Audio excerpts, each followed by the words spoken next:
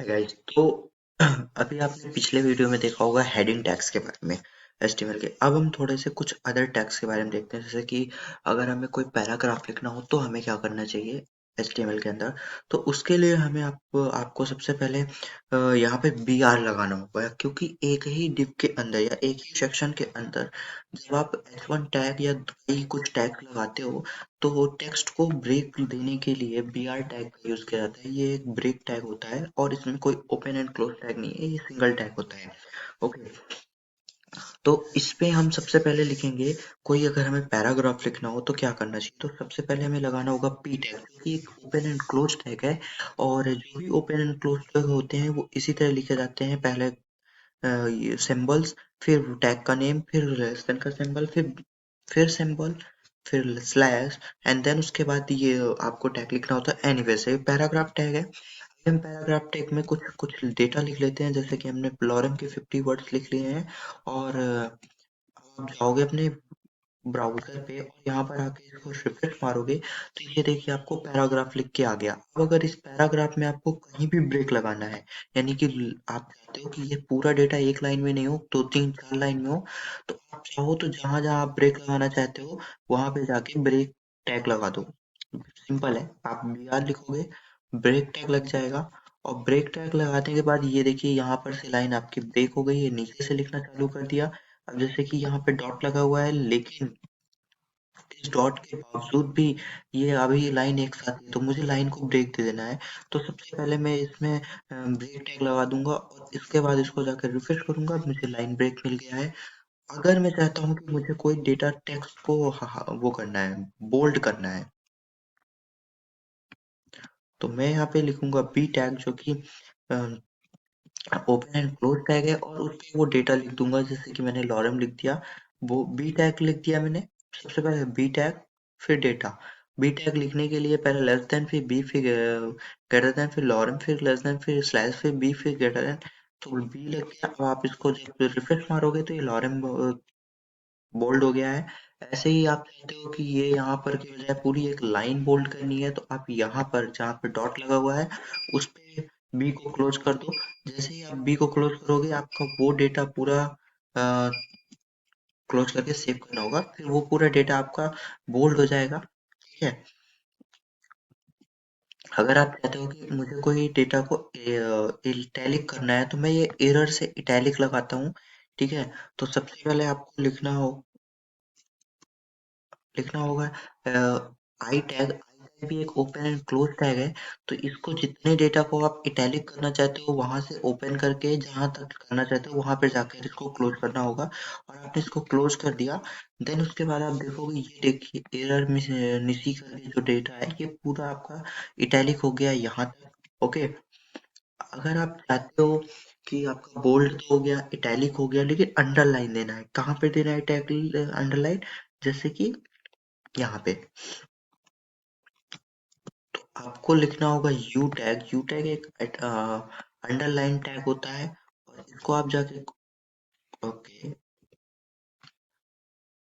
हम्म। हम्म। ठीक है। अब आप इसको यू को क्लोज कर दिए हो, एंड जब आप देखोगे तो उस उतने से डेटा पे अंडरलाइन लग के आ रहा है, ये देखिए।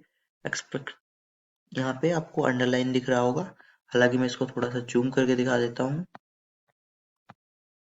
ये देखिए इस लाइन में अंडरलाइन हो गया। तो अगर आप टेक्स्ट में अंडरलाइन कहीं देना चाहते हो तो यू टैग का यूज करना होगा।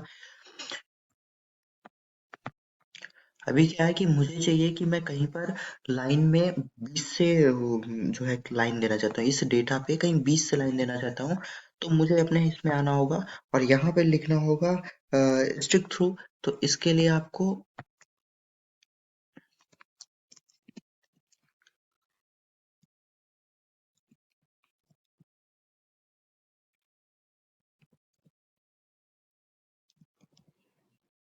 ठीक है। ओके। स्टिक थ्रू तो सही से काम नहीं कर रहा। एनीवेज, अभी हम देखिए हमारे पास आपको दो डेटा मिल रहा है, 1 और 2। अभी मुझे क्या चाहिए, 1 की पावर 2 करनी है। तो मैं क्या करूंगा, इसको 1 की पावर करनी है तो इसके लिए सुपर स्क्रिप्ट टैग आता है। तो पहले मैं इस 2 को हटाऊंगा, से कट करके स्पेस दूंगा, मुझे लिखना होगा सुपर, ये ओपन एंड क्लोज टैग है। तो जैसे ही आप सुप लिखेंगे और टैब दबाएंगे, एक्चुअली मैंने प्लगइन लगा रखा है तो इस वजह से ये ऑटोमेटिक लिख रहा है टैब दबाने से। हालांकि आपको ऐसे ही इसको लिखना होगा और यहाँ पे डेटा डाल देना होगा 2। तो अभी आप जाके रिफ्रेश करोगे अपने पेज को तो ये 1 की पावर 2 हो जाएगा। देखिए ये थोड़ा सा ऊपर चढ़ गया है। ओके, और इसी तरह आप इसको नीचे करना चाहते हो, यानी कि सुपर स्क्रिप्ट की वजह से इस तो आपको लिखना होगा सब स्क्रिप्ट, सब लिखना होगा। और ये इसके बाद आप 2 लिखोगे और इसको रिफ्रेश करोगे सेव करने के बाद, तो आपका ये जो 2 है ये 2 ऊपर से नीचे आ जाएगा। तो इसी तरीके से अगर आपको कहीं लाइन में ब्रेक देना है तो मैंने पहले ही बता दिया है। और आई होप कि यहाँ तक आपको समझ में आया होगा ये। अब HTML टेक्स्ट के अंदर ही एक और टैग आता है जिसे हम कहते हैं फॉन्ट टैग। फॉन्ट टैग में क्या होता है, हमें 3 ऑप्शंस मिलते हैं, कलर, साइज और स्पेस। अगर आपको टेक्स्ट को काफी बड़ा लिखना है तो वो उसमें 7 नंबर डलता है, अदरवाइज 1 2 3 4 1 to 7 आप डेटा डाल सकते हो साइज में। कलर आप RGB, डायरेक्ट नेम या फिर हेक्साडेसिमल या जैसा चाहते हो। जैसे कि CSS की प्रॉपर्टी कलर में यूज होता है वैसे ही आप यहाँ पे सब कुछ डाल सकते हो। और जो आपका फेस है, कलर साइज और फेस, फेस में क्या होता है, फॉन्ट डलता है कि कौन से फॉन्ट डलना है, जैसे कि एरियल, वर्डाना। ठीक है, तो अगर आप CSS नहीं लगाना चाहते हो, सिर्फ टेक्स्ट डाल रहे हो कुछ वेब पेज पे और CSS उतने में नहीं देना चाहते हो, कुछ कलर देना चाहते हो, कुछ साइज थोड़ा देना चाहते हो और थोड़ा सा फेस देना चाहते हो कोई फॉन्ट्स का, तो आप उसके लिए फॉन्ट टैग का यूज करते हो। तो चलिए सबसे पहले हम फॉन्ट टैग लगाते हैं और सबसे लास्ट लाइन में ही फॉन्ट टैग लगाएंगे, क्योंकि हमारे बाकी सारे टैग्स हर जगह यूज हो गए हैं। तो ब्रेक टैग के बाद यहाँ पर ही हम लगाएंगे फॉन्ट टैग। उसके लिए आपको लिखना होगा फॉन्ट, और ये भी एक ओपन एंड क्लोज टैग है और मेरे प्लगइन की वजह से ये ऑटोमेटिक ओपन एंड क्लोज बन जाता है।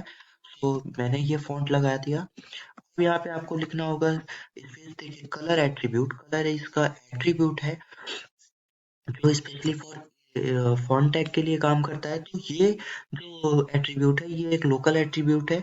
सो अगर आपने एट CSS के अंदर एट्रीब्यूट, एक मिनट गाइस, एट्रीब्यूट वाला वीडियो देखा होगा मेरी प्लेलिस्ट से, तो आपको समझ में आएगा कि लोकल एट्रीब्यूट क्या है। जैसे कि मैंने यहाँ पे डाल दिया रेड।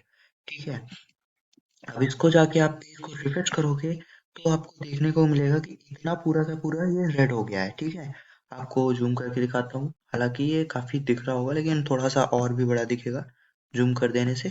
तो ये लास्ट लाइन आपको देखिए दिख रही होगी, रेड कलर की होगी। इसी तरीके से इस पे आता है साइज, साइज में 1 to 7 चलता है। तो हम सबसे पहले इसमें साइज एक एट्रीब्यूट है, इसका लोकल एट्रीब्यूट है, तो इस पे हम लगाएंगे 7 और देखते हैं कि इसका कितना बड़ा फॉन्ट हो जाता है।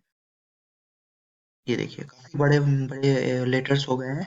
ठीक है, और इसके बाद इसमें आता है फेस। फेस बेसिकली आपका फॉन्ट फैमिली की तरह होता है, भी एक लोकल एट्रीब्यूट है इस फॉन्ट टैग का। तो इसके अंदर हम लगाएंगे एरियल। ठीक है, इम्पैक्ट लगा के देखते हैं। इम्पैक्ट लगा दिया मैंने, और इम्पैक्ट लगा देने से आप देखते हैं कि इम्पैक्ट यहाँ पे काम कर रहा है। हाँ, कर रहा है, इम्पैक्ट प्रॉपर वे पे काम कर रहा है। ये देख लीजिए इम्पैक्ट के फॉन्ट का आप एरियल, वर्डाना, इम्पैक्ट जैसा लगाना चाहते हो लगा सकते हो। ठीक है, तो आई होप कि आपको ये टेक्स्ट वीडियो समझ में आया होगा। HTML text, actually HTML text जो मैंने वीडियो बनाया है ये प्रॉपर एक कोई HTML टेक्स्ट नहीं होता। इसमें मैंने सारे टेक्स्ट से रिलेटेड टैग्स का यूज किया है, जैसे कि बोल्ड कैसे करते हैं टेक्स्ट को, पैराग्राफ देना है तो क्या करें, हेडिंग देना है तो आपको हेडिंग में H1 लगाना होगा, जहाँ पे मैंने H1 HTML टेक्स्ट लिखा है ये H1 से लिखी हुई है। ये H1 to H6 heading tags होते हैं। ब्रेक टैग, ब्रेक टैग दिया है अगर आपको किसी पैराग्राफ में डेटा लिखने के बाद लाइन देना है, मतलब कोई पैराग्राफ लिख रहे हो और उसे बीच से ब्रेक कर देना, जैसे यहाँ पर मैंने ब्रेक दिया हुआ है। फिर आपका मैंने दिया है कि इटैलिक करना हो तो इटैलिक, अगर कहीं पर अंडरलाइन देनी हो तो उसका चीज दिया कि उसके लिए आप लगाओगे। ठीक है, तो सारे टैग्स यूज किए हैं कि अगर टेक्स्ट में फॉर्मेटिंग करनी हो तो आप किस तरीके से कर सकते हो टेक्स्ट की फॉर्मेटिंग। आई होप कि आपको ये वीडियो पसंद आया होगा।